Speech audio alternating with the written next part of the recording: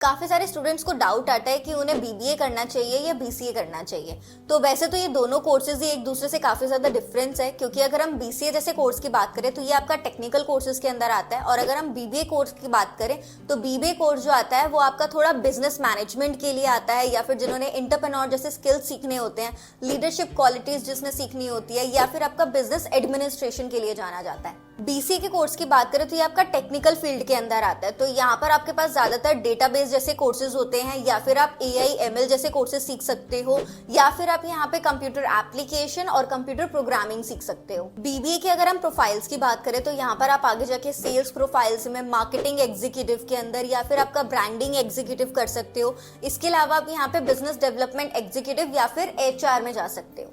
BCA की profiles की बात करें तो यहाँ पर आप वेब डेवलपर बन सकते हो, एप्लीकेशन डेवलपर बन सकते हो, और सॉफ्टवेयर इंजीनियर बन सकते हो। दोनों के अगर हम पैकेजेस की बात करेंगे तो बीबीए का स्टार्टिंग पैकेज जो होता है आपका वो 4 लाख से लेके 6 एलपीए तक जाता है आपका, और यही अगर हम बीसीए की बात करें तो बीसीए का स्टार्टिंग पैकेज 5 to 7 एलपीए तक जाता है।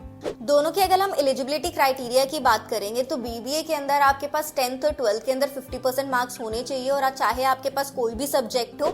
और अगर हम यही बीसीए की बात करें तो बीसीए में आपके पास 10th और 12th के अंदर 50% मार्क्स होने ही चाहिए। बट कई कॉलेजेस ऐसे भी हैं जो आपका मैथ्स और कंप्यूटर साइंस भी मांगते हैं। दोनों ही कोर्सेज अपने अपनी जगह पर अच्छे हैं। इफ अगर आपको बिजनेस एडमिनिस्ट्रेशन या फिर मैनेजमेंट जैसे स्किल्स सीखने हैं तो आप बीबीए कर सकते हैं, और इफ अगर आपको टेक्निकल स्किल्स के अंदर ज्यादा इंटरेस्ट है तो आप बीसीए कर सकते हैं।